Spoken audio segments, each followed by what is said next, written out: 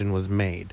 And you're hearing a lot of chatter on social media that officials from the other conferences were kind of surprised by the announcement, taken aback, a little upset that it came out, that they made this announcement because they were all kind of trying to be in lockstep with each other, not necessarily to just always be unified, but just to kind of look, we're all trying to figure this out together. Let's figure it out together, and that they came out with this announcement today. But knowing that the conferences are not lockstep because they all have their own agenda, and now with the Big Ten doing this, you're going to hear the other conferences in the next day or two say the same thing. Right. Well, Nicole Auerbach from The Athletic, who was the one who broke the Big Ten story, she just a little bit ago came out with she tweeted again that she's hearing that the Pac-12 is going to make a similar announcement in the next few days. I did go to the Pac-12 office and just got a basic statement that they haven't, that they're just evaluating, yada, yada, yada.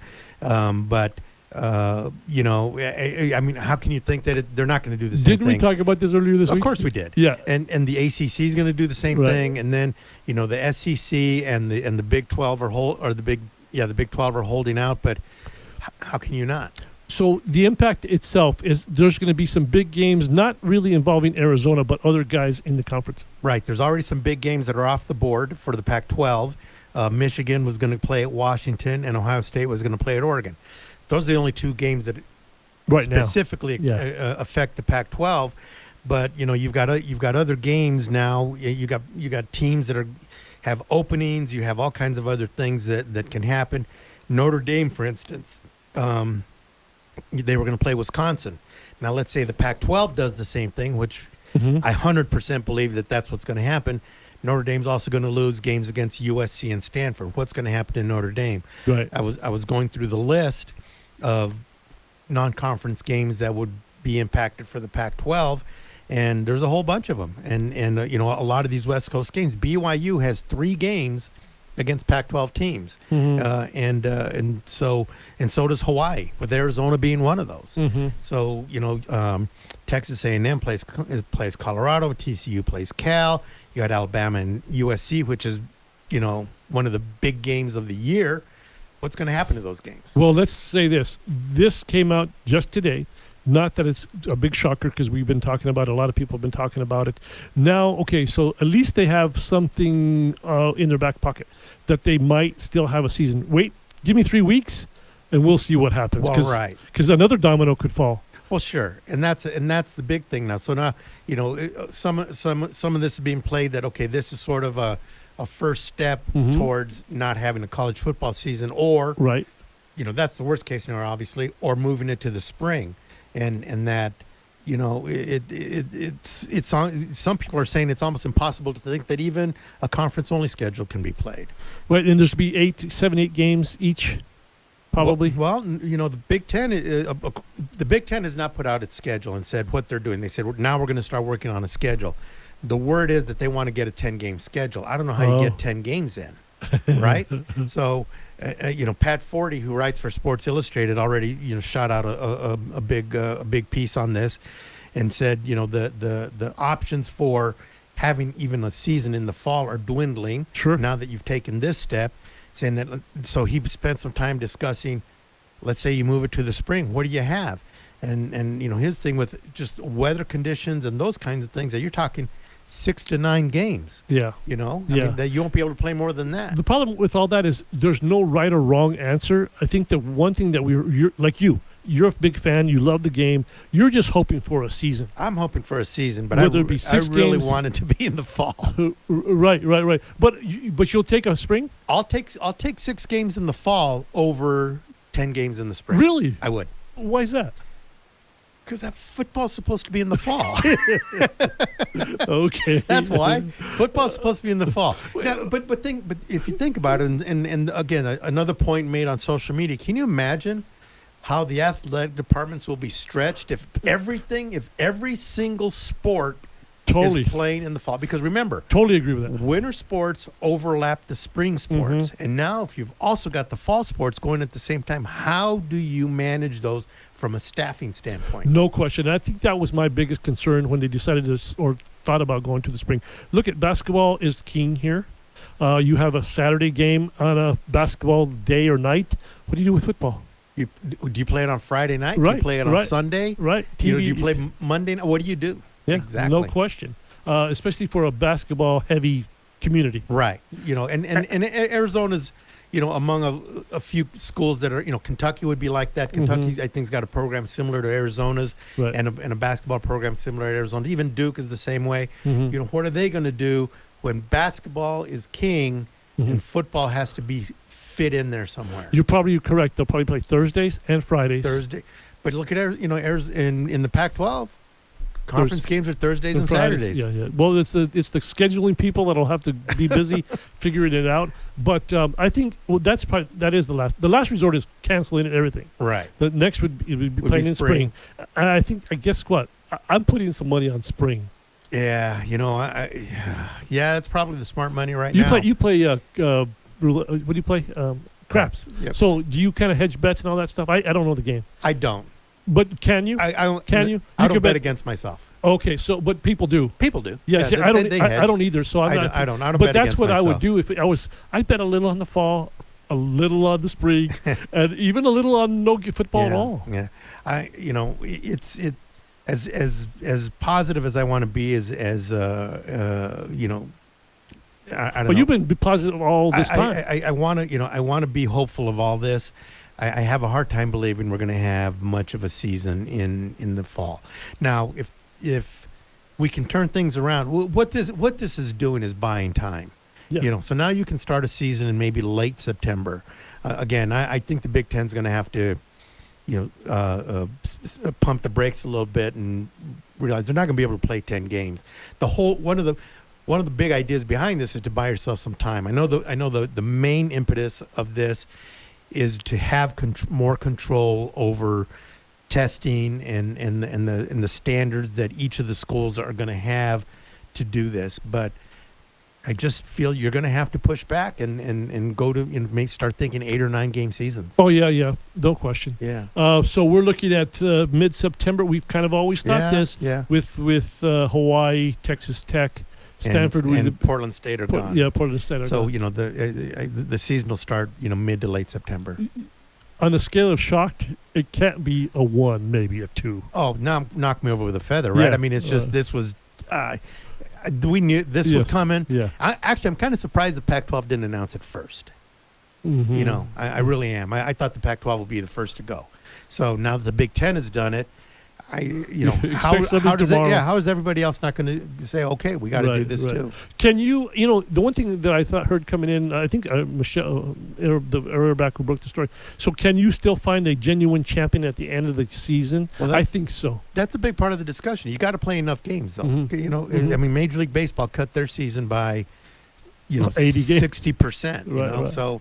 Who knows? I think you can. Yeah, I think because you're not playing. Well, in fact, it might be even a better champion because you're not playing against the teams that you should beat anyway. Right. It's maybe this will get us to that playoff where you give every conference champion a spot and then go get 3 at-large teams. Because if teams aren't playing out of conference, how do you know which conference is the best conference? That's a 16-team tournament. Right. 1, 2, 3. That's 3 more games. 18 tournament. 18 tournament. Yeah. 18, 1, 2, 3 games. Yeah, five league champions and three at larges. I like it. I've been an advocate of that for a long time. That could work if this darn disease went away, or this pandemic went away. Right. Hey, let's take a quick break. Come back with Mr. Thompson, Scott Thompson. I'm anxious to talk to him. It's been another one of those guys. It's been 30 plus years since we've had a chat. Okay, bring out the Kleenex. 10:30 The Voice.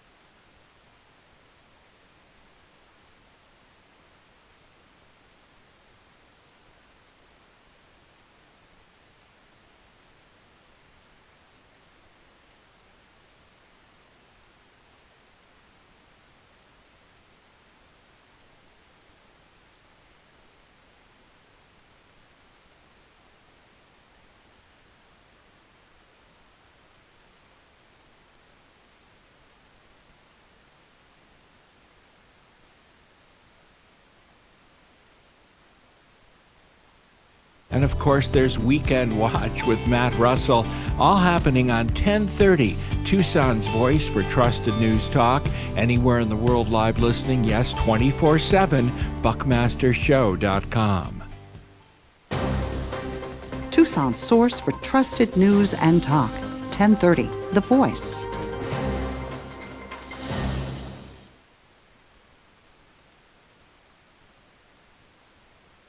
Hey, welcome back to Why on the Ball here on 1030 The Voice. I'm Steve Rivera alongside Jay Gonzales. And now on the phone, we have former U of A assistant coach Scott Thompson. Coach, how the heck you doing?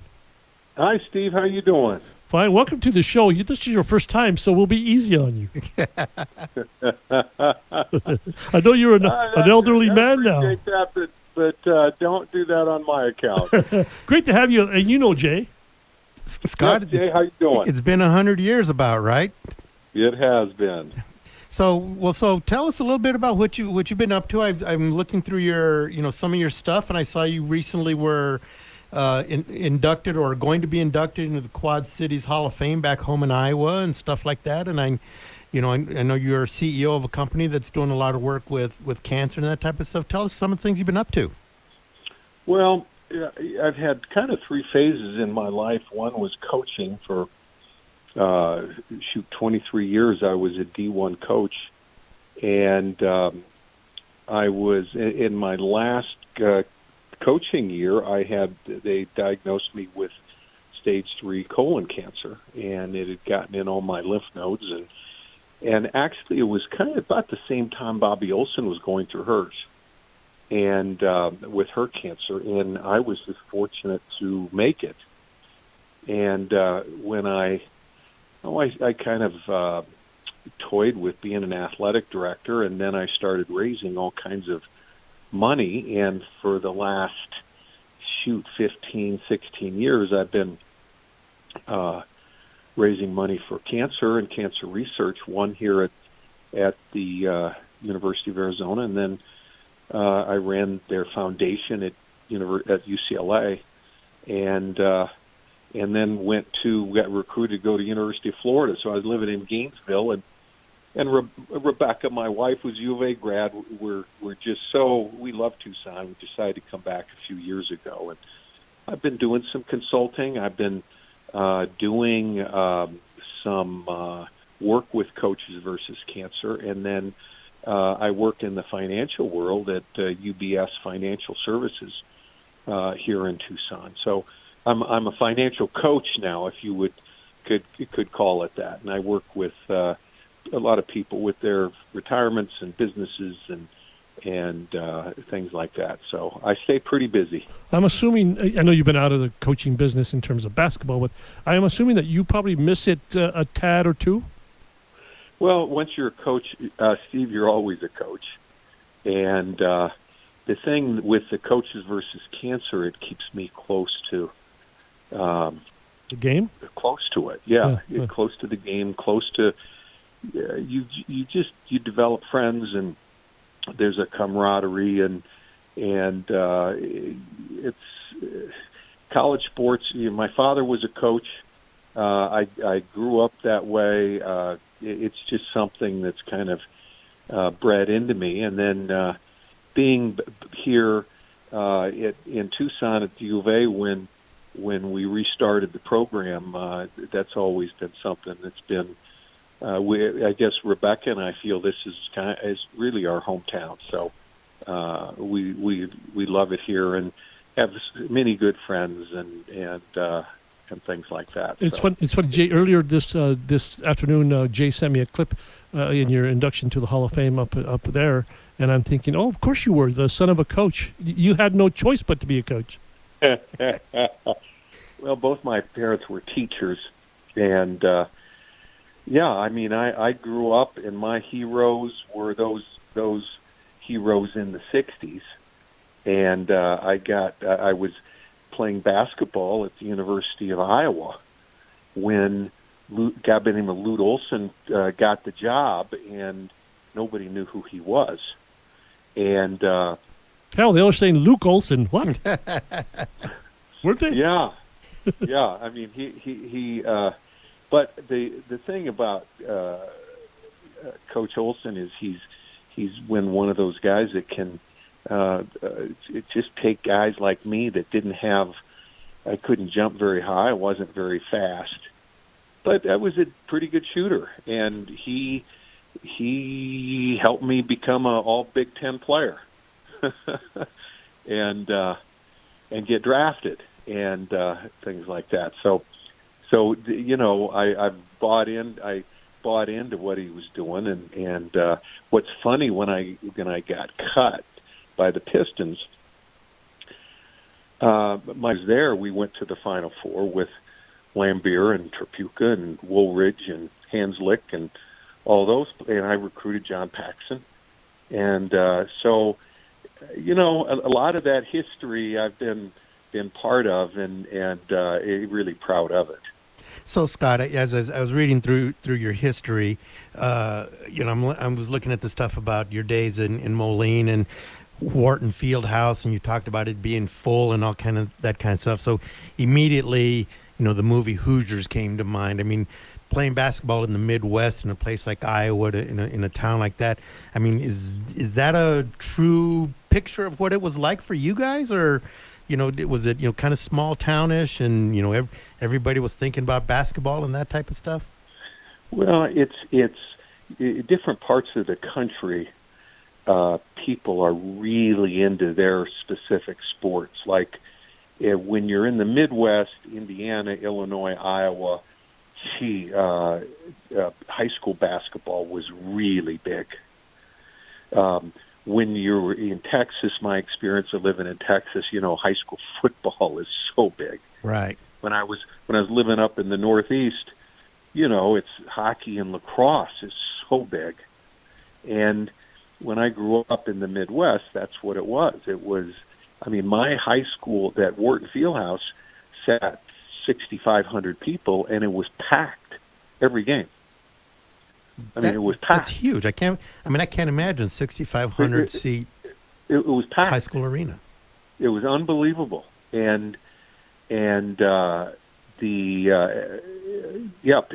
now that was before ESPN. So on Friday nights, people weren't watching anything on ESPN. They were there at the high school game, and it was the big social. Now, the area that I grew up in, that Quad Cities, is about 300,000. Right. And world headquarters of John Deere is there, and so it was. It's pretty sports. They loved their sports, but it was just a special place and a special time. When did basketball as a come to you as something that would be a profession for you? I mean, when did you feel like I'm going to have a basketball career, playing, coaching, and all that kind of stuff? Well, I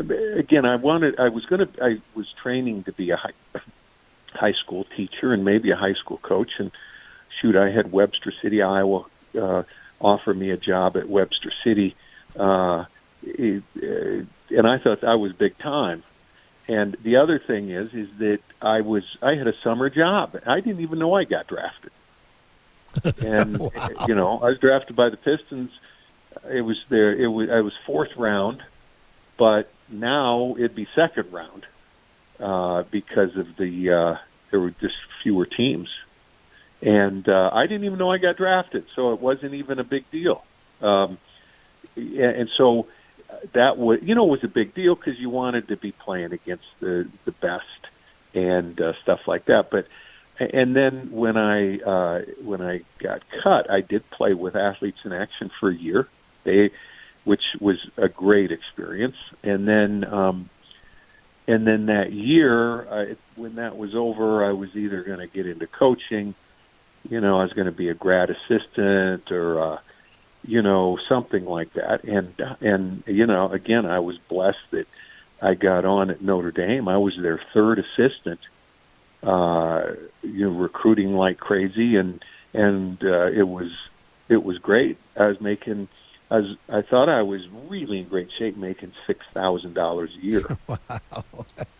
Oh, that's what I make now. Thank you very much. I appreciate that. Hey, so earlier you were talking about you're a guard playing for Lute. You couldn't jump. You're not athletic, but you could shoot. So you're telling me you were Steve Kerr before Steve Kerr was Steve Kerr? Well, I've spent a lot of time with two guys, John Paxson and Steve Kerr. Right. In fact, Steve replaced John. And I feel that I had something to do with that. Well, there you go. No, and I mean, I'm confident I did. I couldn't break Steve of he kept watching the basketball, and I tried to break him of that habit, and he shot so well. I said, "Heck with it. Just keep shooting like that." Later, years later, he says, "Well, Larry Bird shoots like that," and whatever. My biggest thing was just his balance and his footwork and things like that. But that's how I learned. I mean, my hero was a guy named Rick Mount. Oh, yeah. I remember that name. Yeah. And you talk about a pure shooter when I grew up when Mount, Maravich, and Alcindor, those were my heroes. And so, yeah, I mean, shoot, basketball was, and so staying near the game is something that I love. I hope you don't have any dinner plans because we're going to ask you to stick around on the other side. Is that cool? Yeah. Yeah, we'd love to talk to you about some of your time here. I'm really interested in yes. how some of that went for you. So let's have a chance to talk to you after the break. Great. Let's take a quick break here on 1030 Voice. Come back with Coach Thompson.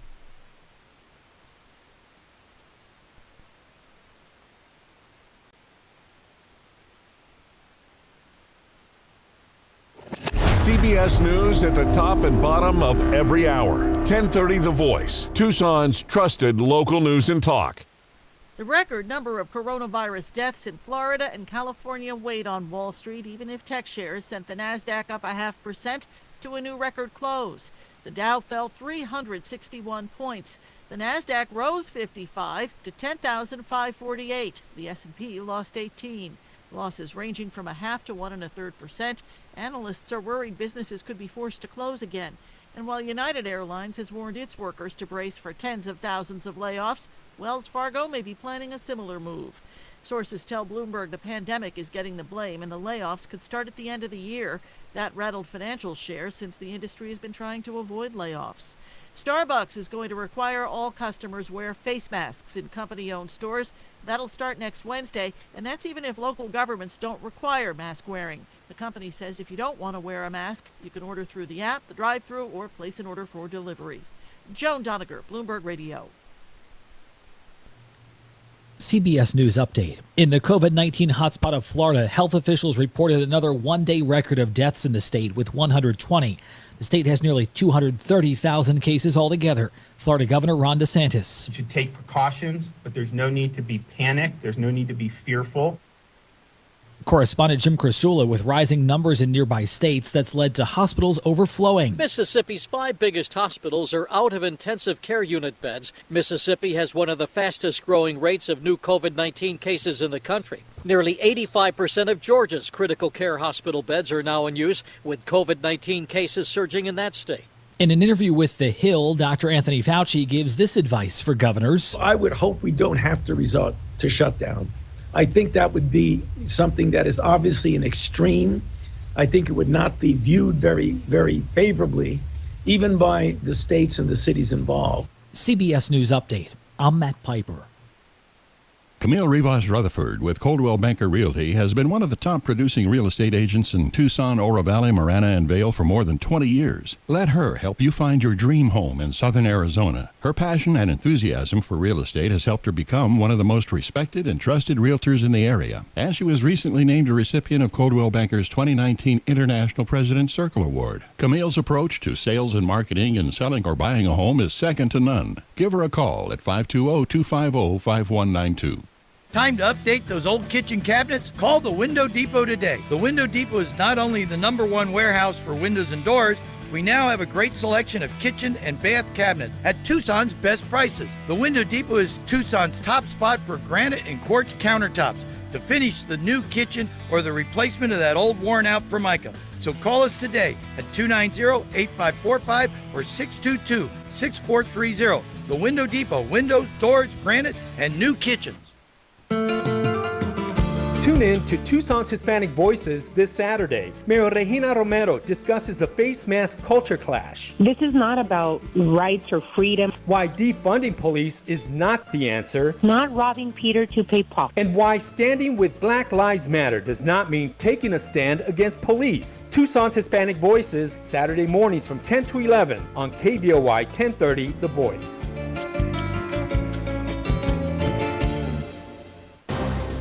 Trusted local news and talk all day, every day. 1030 The Voice.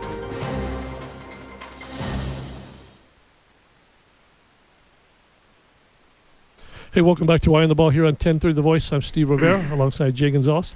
And on the phone we have Mr. Scott Thompson, Coach Thompson from the U of A back in the day. Coach, so when I think of Moline, I think of Scott Thompson, I think of Jim Rosborough, and a guy named Travis Wilson. Does that ring a bell? Yes. Yeah. What's in the water in Moline?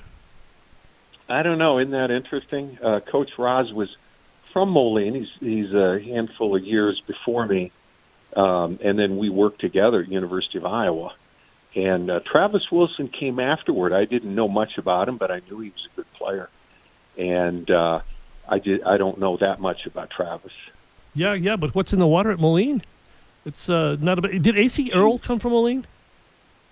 Yes, Acer Earl did, and actually next door, Don Nelson grew up in Rock Island. Wow, and nice. so yeah, that's where Don Nelson's home is. So Scott, I was reading that you thought Lute was a little, I think as you put it, off his marbles to come to Arizona way back in the day, but I mean, you guys basically changed this town, and so when you got here. What were some of your, first impressions of Tucson? What did you think of the place? What did you think of, the U of A and this big move that you had just made? Well, we were really good at Iowa, and they had just promised Lute they were going to build the arena, which they did. We weren't in there the full season, and he came in after we had lost at the last second to Villanova in the Sweet 16, and he had said Dempsey did a great job of recruiting him to come down and look at the place. And he came back, called the team, had a staff meeting. He said, I'm going to Arizona, and I thought he'd lost his marbles because I knew how bad Arizona was. And so, yeah, he said, you want to come with? And I was young and single, and, let's go. And came down, and he really had me as the inside guy. I was doing all the scouting and the game prep, but on top of that, it was ordering the uniforms and redoing the locker room and redoing the recruiting materials and all those things. And they couldn't figure it out why we needed to have 4-color recruiting brochure. Because 2 had always been good enough before, and why we needed extra VCRs. Well, they didn't have any in the office, right? And then we were thinking, I was thinking, let's be snazzy. We can start from scratch, and so I'm saying, let's order socks that say "Cats on the side," and let's do some of this stuff that, let's make ourselves, new and that kind of thing. But, believe me, those first few practices in in December, Lute and I were looking at each other going, holy cow, did we make the right decision? I wanted to say that. There's a couple quick questions. After the first practice, I remember writing that Lute went into the locker room, probably talked to you and put his hands in his head and said, what the heck did we just do? When I put carpet on the wall? After your first practice. Huh? After your first practice here. Oh, after the first practice. No question. No. And then another time was when we were walking out together for the first game, and, there were a few thousand people there, but a whole lot of empty seats, and we looked at each other going, did we make the right decision? Well, I'm looking at the schedule, and you guys lost. You won the opener. Was it Athletes in Action? They lost to Athletes in Action, then beat NAU, then lost 6 in a row. I mean, what were you thinking at that point? Well, the game at Providence was a tough one. We scheduled Pan American, and we lost to them at home. Yep. And we were, but again, we had Eddie Smith and Pete Williams, and David Haskin, Brock Bronkers. I mean, we had some guys returning, and Steve Kerr wasn't Steve Kerr yet, right? And so we were just kind of finding ourselves, and I used to open the gym night after night after night. We'd have study table. I'll tell you a couple of things that I'd do. We'd have study table. I'd open the gym night after night and teaching confidence in their shooting.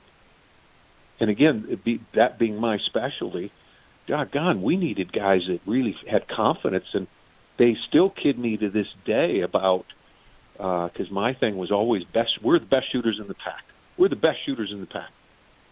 Well, I knew we weren't, but I wanted our guys to keep believing, confidence going and keep shooting. But I also feel we taught really good fundamentals. And so how about this? I'd do that, and then I'd call up George Khalil. George and I would meet for a bite to eat, because he used to work till late at night. Right. And I'd be asking George, now tell me about Tucson, and how about the fans, and who should get involved with the program, and how are we going to, build this and things like that, and just kind of picking his brain, because that's part of it. And I was asked to speak at all the different Rotary clubs and Kiwanis clubs, and they'd be going, hey, I am mad at Ed Dempsey. He's charging us extra for tickets this year, and you know what? I'm going to give up my tickets. Yeah, right. Just hold on. Just hold on. Don't be, don't be getting rid of your tickets now. So that first time, and then as the season went on, we kind of came together. And again, Lute has that way of being able to take what we have, and we just played together, and we played the motion offense, and we played some matchup defense, and we shot the ball. It's just fundamental stuff, and simple. And we just got better. Simple basketball. That's pretty good. Yeah, I mean, but there were some good teams in the league, because Washington was really good. Yeah. Right. And Oregon State, Ralph Miller was still State. good, right? Yeah, they were really good, and every game we went out, just wasn't an easy. Those weren't easy games. I don't think. But we made some progress, and that was key the first year. And then the night early January, I'm in my room or my home, and I get a call from George Khalil about 2 or 3 in the morning, and he says, "Hey, have you seen? I just listened to the radio. Steve Kerr's father." Yeah. What? And I couldn't believe it. And I called up Steve, and he says, "How did you know?" And I said, I'm on my way. And so I was the first person to Babcock that night, and then just kind of being there to comfort him and helping him through that. And then we called up Coach and so forth. It was just it was really. And then when he came out that next game against SU, and then the whole thing kind of started feeling good, because it was just all good fundamental basketball, and again, different from now where the expectations are so high, and there weren't any expectations, so anything we did was positive. Right. No question. And then Jay was part of this. I had not arrived to do the basketball team yet, but you went on this magical ride, 87, 88. Well, no, actually, you were gone for that year, right? I was. You left after the '87 there. season. We got better. We made the NCAA tournament year before. the next year 2, and then year 3 we won the conference championship. Right. I mean, won the pack, and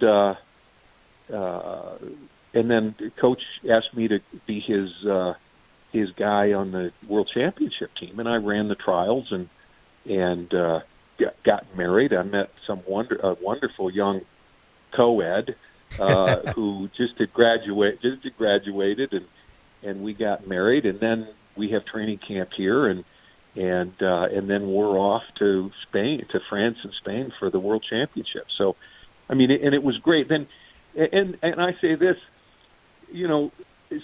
I've been there with Steve at some of his most difficult times. You talk about perseverance. I carried him off the floor with Oscar Schmidt after he blew out his knee in the semis against Brazil, and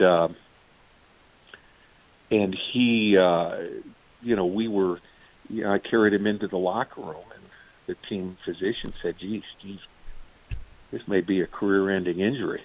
I remember that like it was yesterday. Yeah. Well, here's the thing. If that doesn't happen, 88 never happened. Well, we talked about that. You're going exactly where I was going to go next, because we talked about that yesterday. There was a what if. So, yeah, what if Steve Kerr is on the 87 team, that was your last year with the team, correct?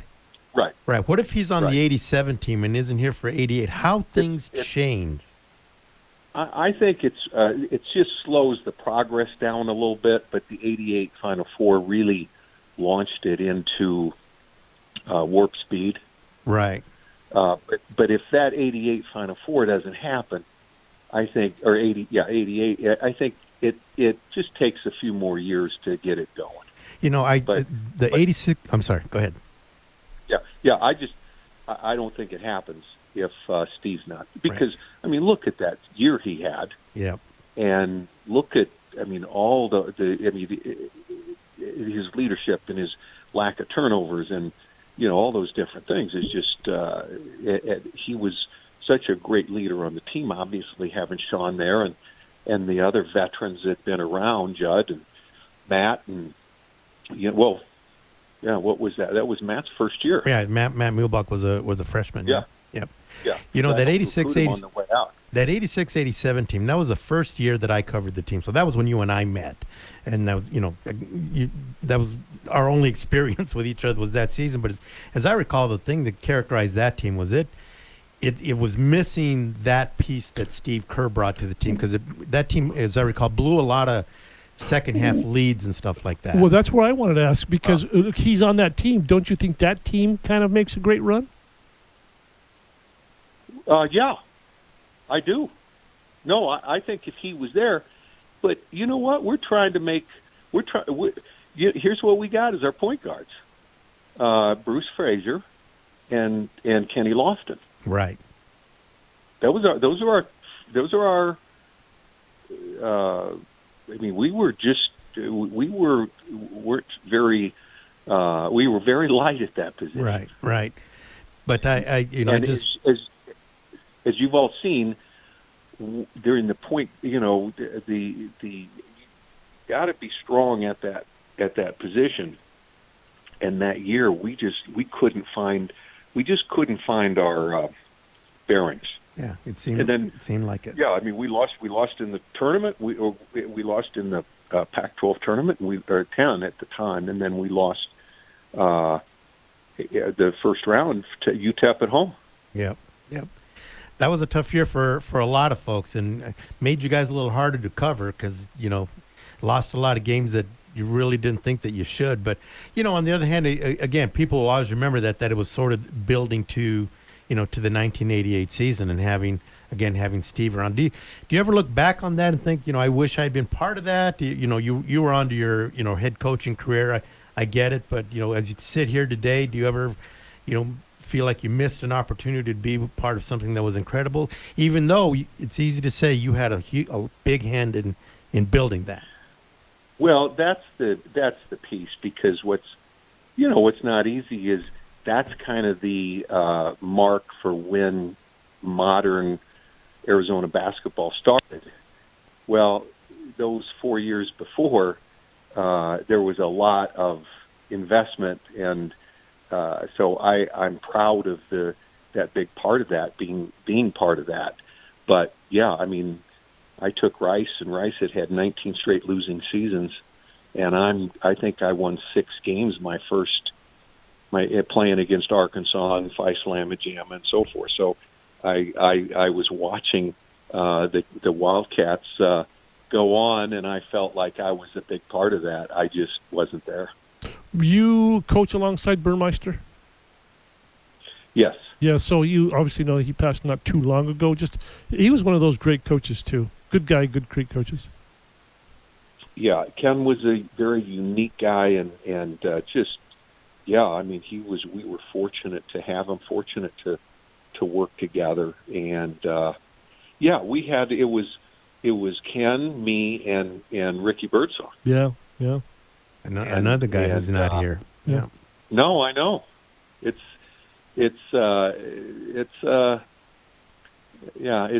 sad because it was just such a great a great time and good people and the Tucson fans and the city, everything was really a very positive experience, and I'm glad to be back.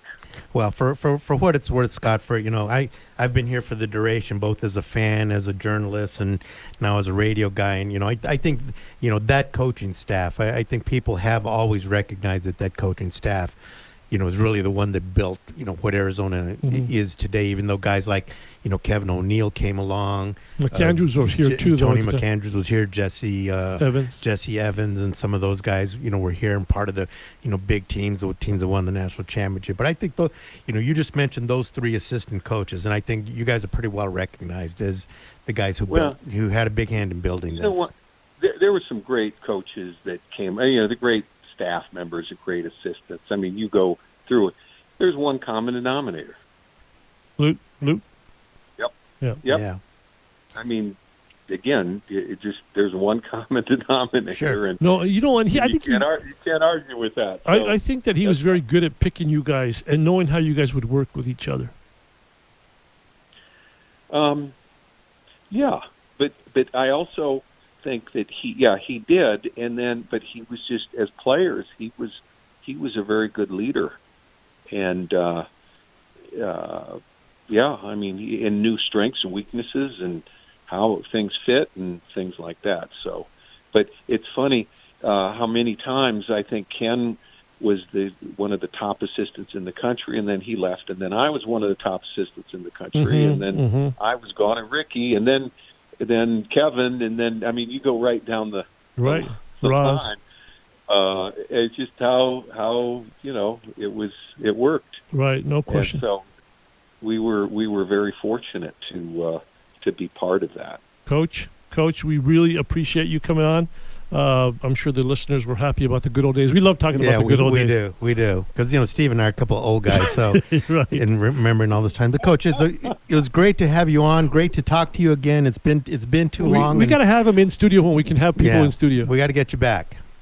I'd enjoy that. So you've got my number, and I'd be happy to, or you need a speaker or something that here in town to talk hoops, because you know what, I'm in touch with through Coach vs. Cancer. I'm in touch with coaches all over the country and have a pretty good we got to get you on things, and all right, and really like talking college hoops. So. Great, we'd love to have you.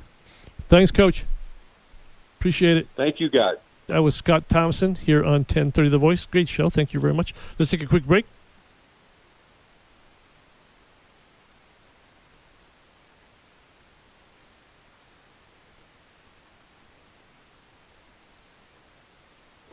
We're Tucson's station for local news and talk. 1030 The Voice. It's those guys from Tucson Appliance Company, the best appliance company in Tucson. For the month of July, we're going to donate 2% of our sales to a local charity from in-stock purchases. Come shop at our store and work with our amazing sales team. Dustin, David, Ryan, Alex, me, and Peter. You can choose from a list of local charities for us to donate to. The only way we can give back is if you shop local. Only at Tucson Appliance, where our low price is your priority. There's a place in our house For 70 years, Benjamin Supply has been keeping Tucson flowing. Hygiene is our business. We help you achieve extreme clean. Minimize germ spreading with a hands-free sensor faucet. Forget the paper panic with a washlet seat. And speaking of waterworks, a big thanks to plumbers for their essential efforts during this health crisis. Shop our downtown showroom by appointment. Call us at 777-7000 or see all the products online at benjaminsupply.com. Thanks to Benjamin Plumbing Supply. Where you bank really does matter. Hughes Federal Credit Union is proud to be recognized by Forbes as one of Arizona's best credit unions 3 years in a row. This national recognition highlights our commitment to high-quality products and services, our customer service, digital services, and financial advice. At Hughes Federal Credit Union, we offer low rates on loans, lower fees, and many free services. Make the switch. Join Hughes today. Visit hughesfcu.org/best. Certain restrictions apply. Insured by NCUA. It's a great way to start your day. Hi, it's Hugh Hewitt. Join me weekday mornings for the Hugh Hewitt Show, 10 to noon weekdays on 1030 The Voice. I'll have the news you must have, the analysis you need, great interviews with today's top newsmakers, and we'll toss in a great, healthy dose of good humor and compelling conversation to get you going. Let's start the day together with the Hugh Hewitt Show. News from inside the Beltway. The Hugh Hewitt Show. Weekday mornings from 10 to noon on 1030 The Voice. Trusted local news and talk. Trusted local news and talk. 1030 The Voice.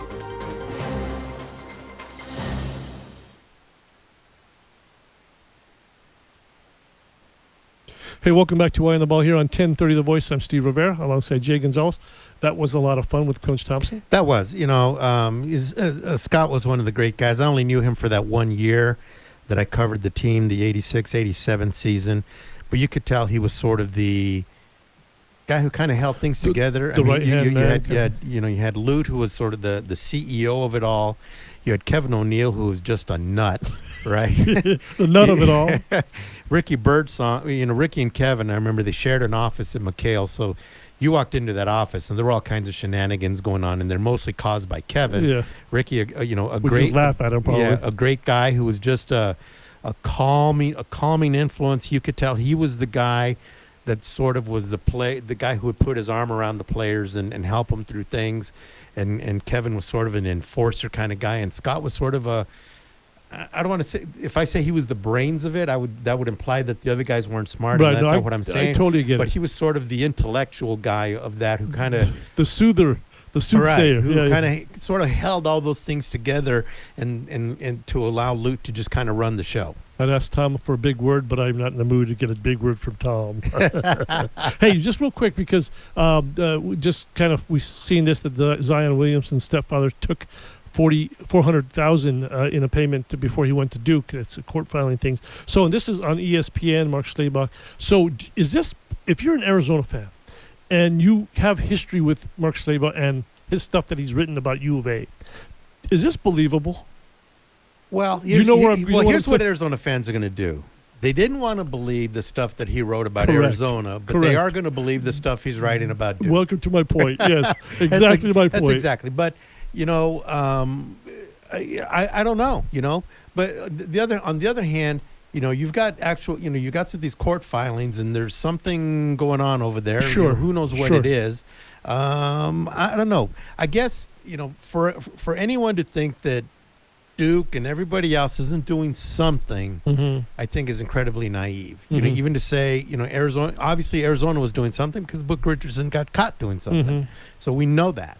Who knows what the extent of anything that was going on at Duke was. If Zion Williamson's getting $400,000, there's a big problem there. But from where I sit, I don't know that. I don't care who I am and how much money I have. I don't know if I'm giving $400,000 to a high school kid. Heck no. To a kid coming out of high school. Whether you have money or you don't. Whether I have that $400,000 between my couch cushions or not, I'm pretty sure I'm not giving it to a high school kid. So who knows what's going on over there? Right. My whole point was exactly the way you took it. But yeah. What's believable if you're an Arizona fan? Right. Because he's written about Arizona. Oh, it's not believable. Yeah. And he screwed up some of the story. There's no question about that. He did. So there's some credibility issues there.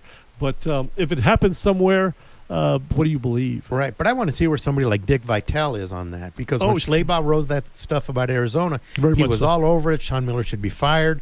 Same thing with Jay Billis. Where are they now? I haven't heard a peep from either one of them about this stuff going on at Duke. And I'm sorry, I don't believe they're just trying to be more careful than they were back then with Arizona. I think that they're just playing to that. Well, you have a grad. And it is what it is. You have a Duke grad and a guy who's in bed with the Duke. Right. Pretty much. Right. So that's where I kind of have a problem with some of this stuff. I totally agree with you.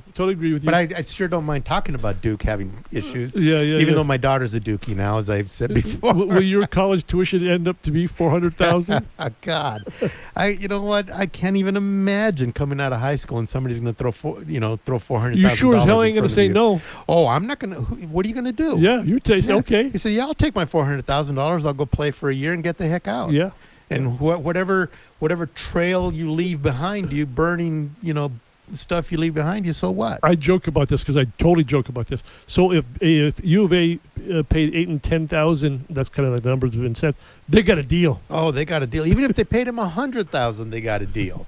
Because oh God, unbelievable, that stuff that's going on. It's just crazy. But you know what? Again, this has been going on for 100 years. Did you see the movie Blue Chips? I love that movie, Blue Chips. And it's kind of like, okay, I love the end of that movie. When he says, "What the hell? I'm getting out of here." And when he says he quits. Oh, spoiler alert! I love that movie. It's kind of a bad movie, but it's an interesting movie because we see it. We've seen it. We've seen it. Yes. Exactly. Good show today. Good show. I loved having Scott Thompson on. Thank you to Scott for joining us. Yes. Yeah. Love talking to Scott. Very smart guy. Agree with you on your analysis of him. And let's see what the heck, what dominoes fall by tomorrow. By tomorrow at 6:00. Join us and we'll find out. As the world turns. Exactly. As the world turns. Hey, Tom, thanks a bunch. We'll talk to you next week. Thanks, everybody, for listening here on 1030 The Voice. KVOI Cortero, AM 1030, the voice of Tucson. Trusted local news and talk. A Bustos media station.